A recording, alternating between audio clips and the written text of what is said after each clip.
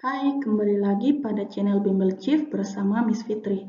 Pada kali ini saya akan membahas tentang hukum termodinamika 2, yaitu pada siklus Carnot.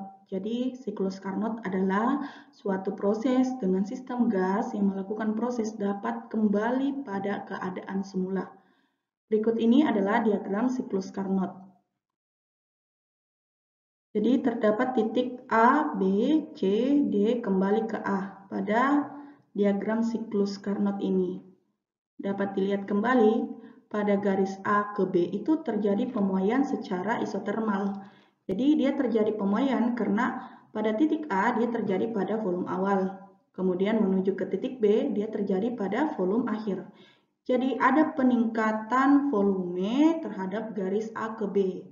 Nah, dia terjadi proses isotermal karena dia bekerja pada suhu yang tetap atau pada garis ini dia bekerja pada suhu yang tinggi. Jadi suhu tinggi ini kita simbolkan sebagai T1. Nah, dari garis A ke B ini terjadi proses penyerapan kalor atau ada kalor yang masuk dalam garis A ke B. Jadi kalor yang masuk atau terjadi penyerapan pada kalor itu kita simbolkan sebagai Q1. Nah, kita lanjut lagi pada garis B ke C. Jadi pada garis B ke C itu terjadi pemuaian secara adiabatik. Nah, terjadi pemuaian karena pada garis B ke C ini terjadi pada volume ketiga. Nah, dia terjadi secara adiabatik karena tidak ada kalor yang masuk atau keluar pada sistem ini atau besarnya Q sama dengan 0. Yang ketiga itu pada garis C ke D itu terjadi pemampatan secara isotermal. Jadi terjadi pemampatan secara isotermal karena dari titik C itu terjadi pada volume akhir, kemudian dia menuju ke volume awal. Jadi terdapat penurunan volume pada garis C ke D. Nah, dia terjadi pada suhu yang tetap atau suhu rendah. Jadi kita simbolkan suhu rendah itu adalah T2. Nah, terdapat kalor yang lepas dalam sistem ini atau kalor yang lepas atau kalor yang keluar kita simbolkan sebagai Q2. Nah, pada garis D ke A itu terjadi pemampatan kembali secara adiabatik. Nah, terjadi secara adiabatik karena pada garis D ke A itu tidak ada kalor yang masuk atau kalor yang keluar atau besarnya kalor itu sama dengan 0. Nah, dia terjadi pada volume awal atau volume yang rendah. Baiklah, berikutnya saya akan membahas tentang persamaan mesin Carnot. Yang pertama, kita akan menemukan persamaan untuk mencari efisiensi mesin Carnot. Jadi, efisiensi mesin Carnot itu dapat kita temukan melalui persamaan besarnya efisiensi sama dengan 1 dikurang T2 per T1 dikali 100%. Dan besarnya efisiensi sama dengan W per Q1 dikali 100%. Jadi besarnya efisiensi mesin Carnot ini itu dalam bentuk persenan. Jadi T2 itu adalah suhu rendahnya dalam satuan Kelvin, T1-nya adalah suhu tingginya atau dalam satuan Kelvin, T adalah besar usaha atau dalam satuan Joule, dan Q1 adalah kalor yang masuk dalam satuan Joule. Untuk kerja mesin Carnot-nya itu dapat ditemukan melalui persamaan W sama dengan Q1 dikali 1 dikurang T2 per T1. Dan besarnya W sama dengan Q2 dikurang Q1. Jadi Q2 itu adalah besarnya kalor yang keluar. Baiklah, kita akan membahas tentang latihan soal pertama. Nah, di sini diketahui ada grafik siklus pada mesin Carnot, yaitu grafik tentang tekanan dan volume. Di mana di sini sudah diketahui besarnya Q1 atau kalor yang masuk itu sebesar 80 kilokalori dan besarnya Q2 adalah 58 kilokalori. Yang ditanyakan itu berapakah besarnya efisiensi mesin Carnotnya. Jadi bisa kita tuliskan Q1 sama dengan 80, Q2 58 dan yang ditanyakan efisiensi. Jadi dari soal yang diketahui itu dia berkaitan dengan besarnya kalor. Jadi ada kalor yang masuk diketahui dalam soal. Jadi untuk mencari besarnya efisiensi kita bisa menggunakan persamaan W per Q1 dikali 100%. Jadi W itu adalah besar usahanya dan Q1 itu kalor yang masuk. Jadi kalor yang masuk itu sudah ada dalam soal. yaitu sebesar 80 kilokalori. Nah, bagaimana untuk mencari besar usahanya? Jadi besar usahanya itu bisa kita temukan dengan mengurangkan besarnya kalor yang masuk dengan kalor yang keluar, atau Q1 dikurang Q2. Nah, berhubung di sini kita hanya mencari efisiensinya, jadi hasilnya dalam bentuk persenan. Jadi kita tidak perlu mengubah satuan kilokalori ini menjadi dalam satuan joule. Nah, kita tinggal hitung angkanya. 80 dikurang 58 itu sama dengan 22 kilokalori. Jadi untuk besar efisiensinya itu jangan lupa dengan kalikan 100%. Jadi W per Q1 dikali 100%, kita tuliskan hasil usaha yang kita telah peroleh yaitu 22 kilokalori dibagi dengan jumlah kalornya yaitu sebesar 80. Jangan lupa dikalikan 100% karena untuk efisiensi mesin Carnot itu hasilnya dalam bentuk persenan. Jadi hasil yang diperoleh adalah sebesar 27,5%. Nah, untuk latihan soal nomor 2, jika efisiensi mesin Carnot 30% dan suhu reservoir tingginya 627 derajat Celcius, maka berapakah suhu reservoir rendahnya? Jadi yang diketahui efisiensinya itu sebesar 30% dan suhu tingginya itu 627 derajat Celcius. Jangan lupa ubah ke dalam Kelvin. Jadi tinggal ditambahkan 273. Jadi 627 tambah 273 itu nilainya 900 Kelvin. Yang ditanyakan itu berapakah suhu reservoir rendahnya atau besar T2-nya.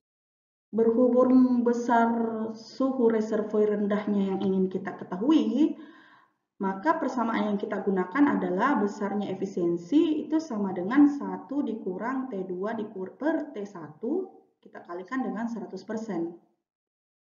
Jadi efisiensinya diketahui 30%, kita tuliskan 30%, sama dengan 1 dikurang T2 per 900 dikalikan dengan 100%. Nah, ini persenannya bisa kita coret, 0 bisa kita coret, ini juga 0 bisa kita coret. Kemudian pindahkan angka dengan angka. Jadi 3 per 10 sama dengan 1 dikurang T2 per 900. Kemudian karena T2-nya yang kita mau temukan, berarti untuk T2 per 900 minus T2 per 900, kita pindah ruas ke sebelah kiri menjadi positif. Menjadi T2 per 900 sama dengan 1 dikurang 3 per 10. Jadi jangan lupa samakan penyebutnya supaya angka 1 ini bisa berubah menjadi pecahan. Jadi angka 1 ini bisa berubah menjadi 10 per 10 dikurang 3 per 10. Jadi 10 kurang 3 adalah 7 per 10. Sehingga T2 per 900 itu sama dengan 7 per 10. Kemudian kita kali silang untuk mendapat hasil T2. Jadi T2 kali 10 sama dengan 7 dikali 900. Jadi 7 dikali 900 itu sama dengan 6.300. Jadi T2 kali 10. Maka T2 sama dengan 630 Kelvin. Jadi hasil untuk suhu reservoir rendahnya adalah 630 Kelvin. Nah, untuk soal berikutnya, diketahui jika kalor yang dilepas sebesar 2 per 3 kali usahanya, maka besarnya efisiensi mesin Carnot adalah. Jadi kalor yang dilepas sudah diketahui 2 per 3. Jadi kalor yang dilepas itu kita simbolkan sebagai Q2. Q2-nya itu sama dengan 2 per 3 kali usaha.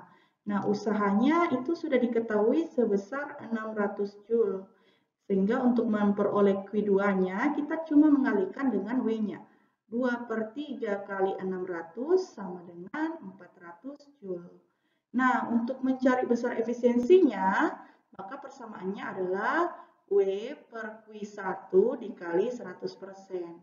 Nah, di sini usahanya sudah diketahui 600 Joule, tapi besarnya kalori yang masuk belum ada dalam soal. Jadi, kita harus menemukan besarnya Q1 dari persamaan W sama dengan Q1 kurang Q2.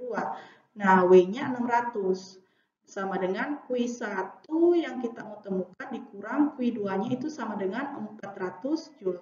Jadi 600 tambah 400 sama dengan Q1-nya. Jadi 1000 Joule sama dengan Q1. Nah, kita sudah menemukan besarnya Q1. tinggal kita substitusi ke dalam persamaan untuk menemukan besar efisiensinya. Jadi 600 per 1000 dikali dengan 100%. Jadi kita coret 2 jadi sisa 6 per 10. 6 per 10 dikali 100 sama dengan 60%. Pada soal berikutnya, diketahui itu besarnya kalori yang masuk 1000 Joule, besarnya suhu tinggi sebesar 327 derajat Celcius dan suhu rendahnya 27 derajat Celcius. Yang ditanyakan berapakah usaha yang dilakukan mesin Carnot dalam siklus tersebut.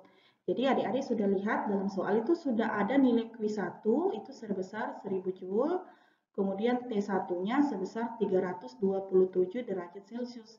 Jadi adik-adik perlu ubah ke dalam satuan Kelvin. Jadi ditambahkan 273 sehingga hasilnya adalah 600 Kelvin. T2 sama dengan 27 derajat Celcius. Nanti ditambahkan 273 sehingga hasil untuk suhu rendahnya atau T2 adalah 300 Kelvin. Yang ditanyakan itu berapa besar usaha yang dilakukan oleh mesin Carnot atau W-nya.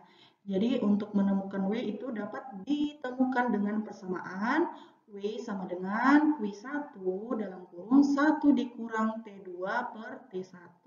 Jadi adik-adik tinggal masukkan angka-angka yang diketahui dalam soal, kemudian menghitungnya untuk menemukan berapa besar usaha yang dilakukan oleh mesin Carnotnya. Jadi ingat, untuk besar usahanya itu nanti dalam satuan Joule. Nah, jangan lupa ya untuk tuliskan jawabannya di kolom komentar.